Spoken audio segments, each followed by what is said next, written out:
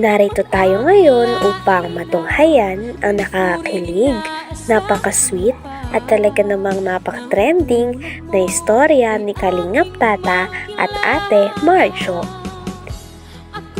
Sa vlog naman na ito ay sinagot na nga ni Kalingap Tata ang naging interview noon kay Ate Marjo nung wala siya.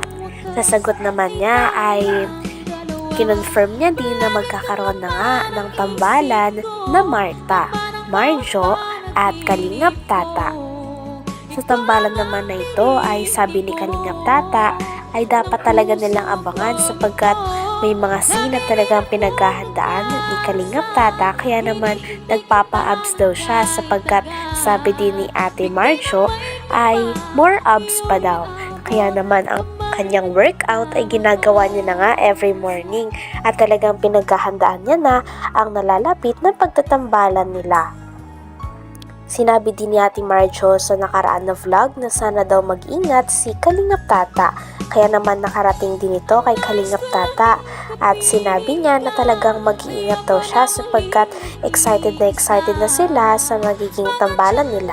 Kaya nararapat lamang daw na abangan daw ng mga manonood sapagkat may mga sobrang nakakakilig na eksena ang gagawin nilang dalawa doon.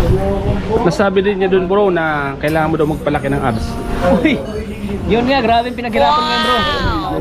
Every morning, evening ako nag-abs workout. Gusto ko pag magkita kami ay labas na yung abs ko. Yung six pack baga.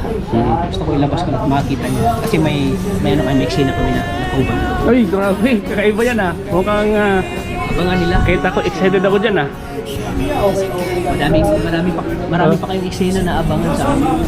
Pero matanong ko lang bro, yung love team na magaganap, Marjo at Marta.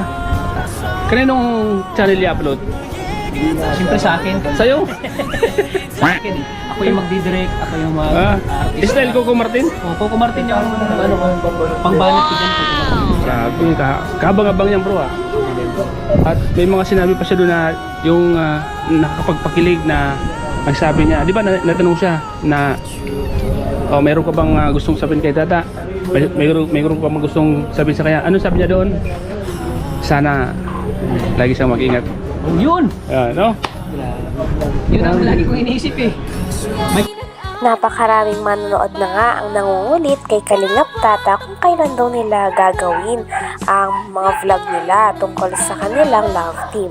Sabi naman ni Kalingap Tata ay maghinay-hinay daw sila sapagkat talagang pinaghahandaan pa daw niya ito. Talaga nagpapapogi siya, lalong nagpapamacho para mas lalong maging maganda ang mga eksena nila sa love team na gaganapin nila Kalingap Tata at Ate Marjo. Ayon naman sa interview na isang vlogger sa kanya ay ano yung masasabi niya sa sinabi ni Ate Marjo na lagi daw siyang uminom ng tubig sapagkat mainit ngayon. Kinilig naman si Kalingap Tata nang narinig ito at sinabi niya na talagang parang nagkikare na talaga sa kanya si Ate Marjo kaya sobrang kinikilig siya at iinom daw talaga siya ng maraming tubig. Porque sabi na mag-ingat o bilang kaibigan lang siguro. Hindi. Yung mga tanong ko sa kanya doon talagang parang Ay grabe bro. pang level A. Kasi may tatlong kategory yan. A, B, C.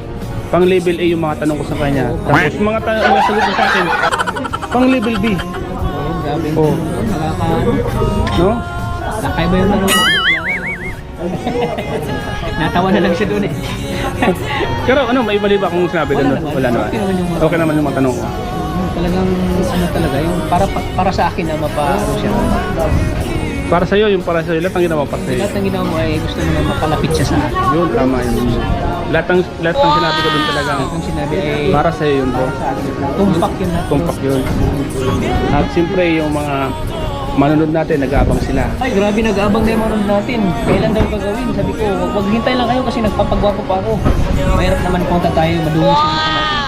Hindi ka nais-nais. Ano ba? Bisita ka. Anong masasabi mo doon sa sinabi niya na kailangan mo magpa-abs? Saka inom ka daw maraming tubig kasi mainit ngayon. Ano masasabi mo doon?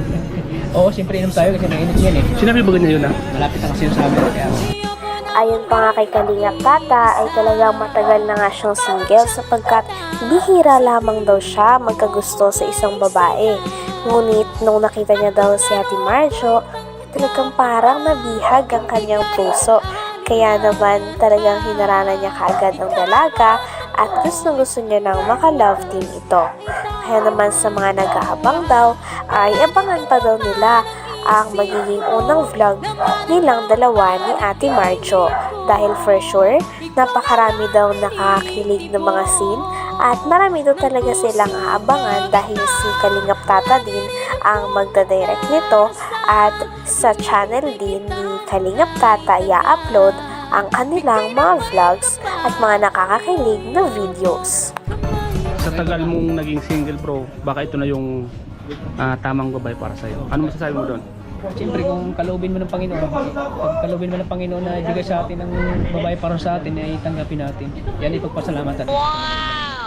Yan ay talagang binigay sa atin ng Panginoon para mahalin siya. Handa ka na bang mag-sacrifice bro? Oo, handa na ako mag-surprise bro. Kahit ano man yung mangyari, Kahit ano man ang mangyari, gagawin mo lahat. gagawin ko ang lahat. Sakripisyo lang talagang kailangan. Sakripisyo. Gusto mo sa babae, sakripisyo pa para sa'yo. Ano bang mga asa ng mga viewers sa'yo bro?